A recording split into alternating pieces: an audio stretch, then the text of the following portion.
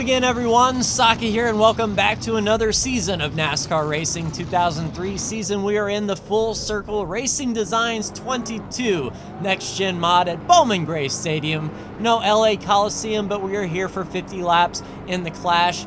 We are in the X4 Foundations, Camaro and Brandon on the outside, in that Mountain Dew Toyota green flag, and 50 laps here are going to go by very quickly. We were on the pole, Eric Almirola looking to the inside of Brandon already, rolling that high line, and you can keep them pinned down just a bit. Get that drive to the outside and not a whole lot of room to accelerate, but that left front is trying to pick up off the racetrack, in which we saw in practice for the actual Busch Light Clash at the LA Coliseum. Just trying to maintain our speed, keep the tires under us. Brandon looking, dropping back a bit, missing the apex, and the conveyor belt will start very quickly here as we lap in about 15 to 16 seconds around Bowman Gray. There are only 21 other cars on the racetrack, so a little bit of breathing room, but certainly not much. We'll catch up to the tail end fairly quickly. Speaking of which, Brandon hounding that rear bumper, looking in line, locking that left front up just a little bit. Almirola in second, William Byron in third, and Cole Custer in fourth. Ooh, really loose on entry. Had to catch the car up to the outside. Brandon looks to the inside, trying to get a nose. He is there, and he will go by in that Mountain Dew Toyota. And looking to the back, Eric Almirola maintaining pace just a bit, but it's certainly not out of the woods just yet. And once we get caught up to that lap traffic, it'll get much more difficult to maneuver around for sure.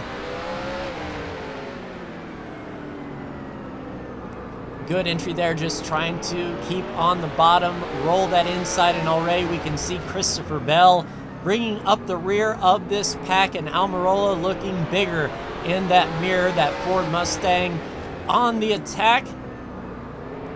And if we miss that apex, Almirola will look to the inside. He's got a nose on us, and indeed Almirola is there. We'll give him the spot. Got a hole behind Eric here in front of William Byron, so we'll fill that spot, and we'll see if Brandon can hold off Eric Almirola's charge. He is definitely looking fast this evening. And if Eric Almirola can pass Brandon, we'll try to follow him through on the bottom. And I would say within the next 2 to 3 laps, we're going to see lap traffic, and things will be a lot more difficult. William Byron growing a little bit bigger in the mirror as well. If we're under attack from Byron, then Cole Custer might fill that spot, and we'll lose 2 spots in a corner if Willie B can get the nose under us here.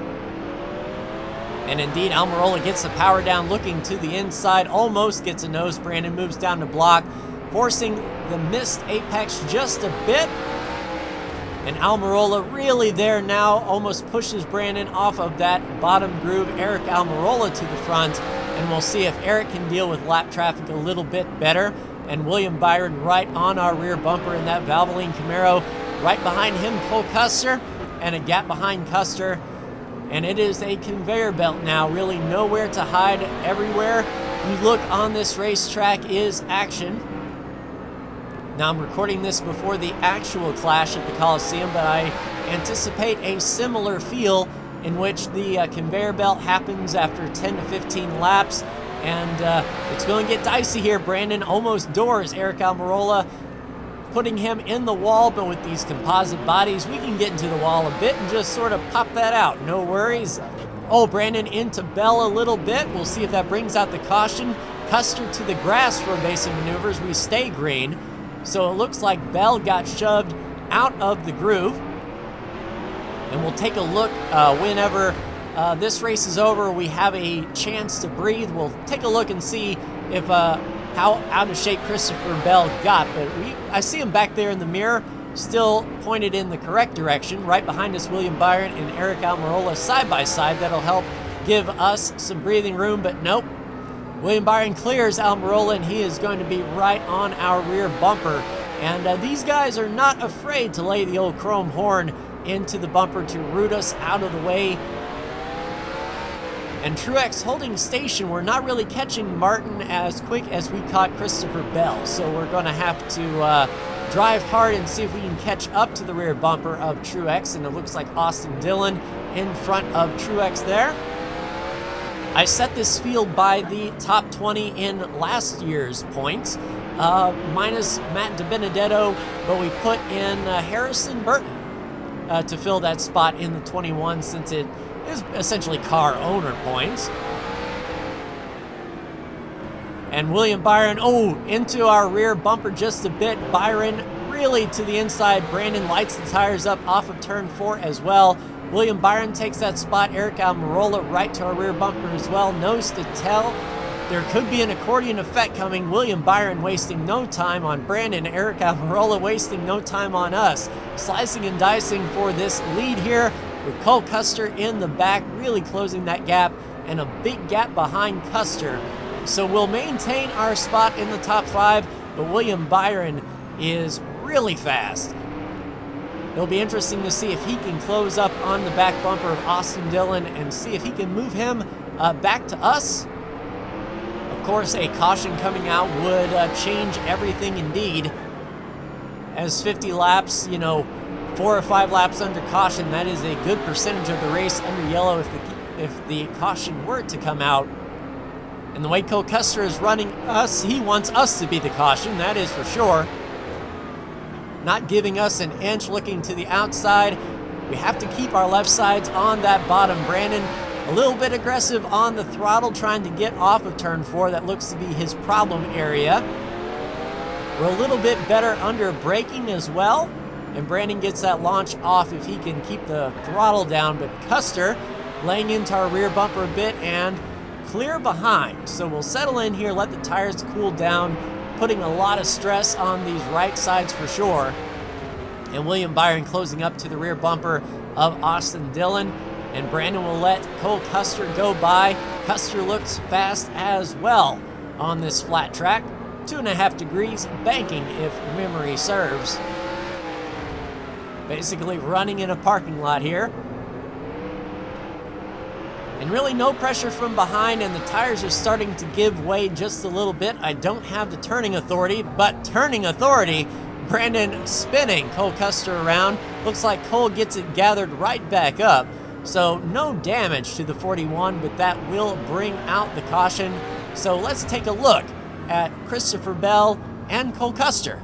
And here is that contact, turn 3. Brandon packs it in there, but indeed, Christopher Bell gets sort of shoved out of the way and righted. No harm, no foul. And lap 28 going into turn 1. It looks like Bell really choked up on the speed. Brandon couldn't get it woed down in time, but just sort of pushed him out of the way.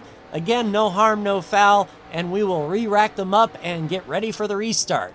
Coming to lap 34, pace car is ready to duck off. William Byron, your leader. We are running third behind Eric Almirola, and one car is a lap down. That is Christopher Bell. So waiting for that green flag, and green is out. Really tough to put down the power in the middle of the corner, that's for sure. But we'll see if we can follow Christopher Bell under Eric Almirola, and if Eric puts pressure on that 20 and keeps him slow, we may be able to roll that outside. A little damage to the outside of the 20, and already Cole Custer looking to the inside. We'll pick him behind Christopher Bell, try to get that power down into the wall a bit. Really trying to drive it in and carry as much speed as we can. Dime in the corner a little bit.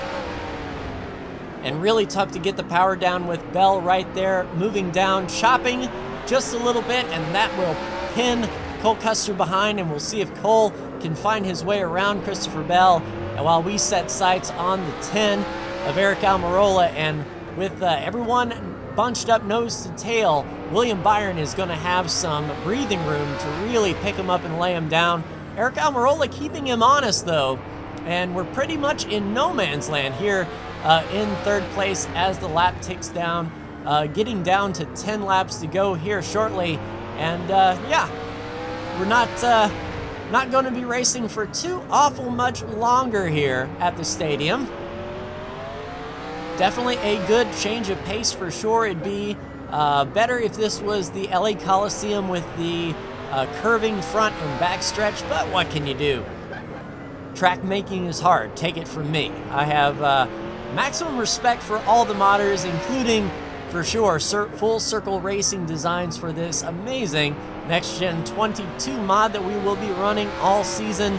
If this is your first time here, we'll be doing weekly series that mimics the NASCAR schedule. So if they're running at Daytona, we'll be running at Daytona, which that will be in 2 weeks' time.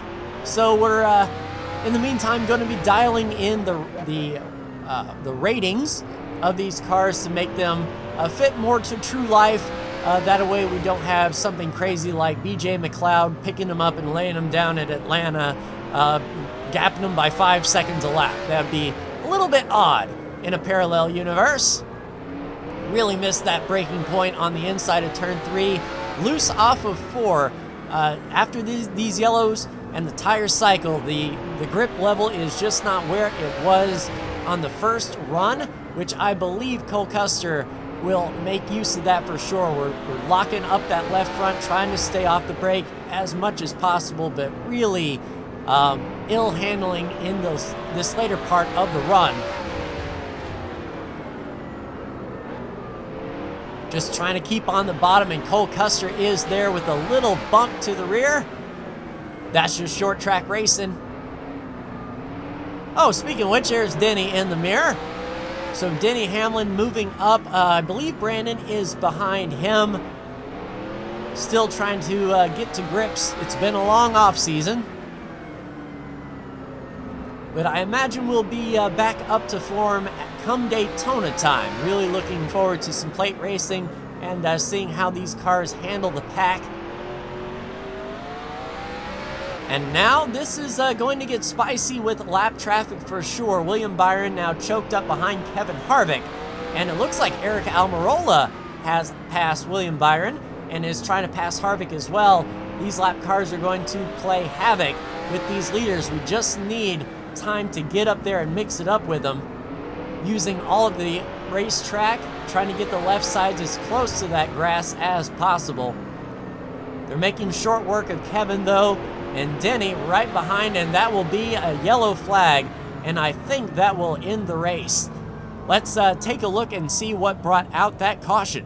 Brandon going into turn 1. Yeah, it looks like the AI cars didn't have that center speed, and Brandon was able to get into the turn a little bit deeper than old Kurt Busch, and that will end the race.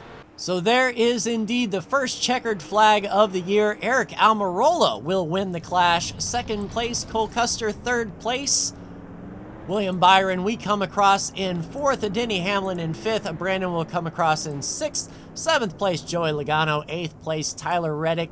9th place, Kurt Busch. And rounding out the top 10 is Michael McDowell. And there is our newspaper clipping of Eric's win. And like I said, if you're new here, like, share, and subscribe for weekly NASCAR racing, and we will see what the season brings. Can Brandon keep his title come November? We'll see, but that will do it for me. Like, share, and subscribe if you are so bold. Thank you so much for tuning in, and we'll see you in a few weeks for the Daytona 500. Take care.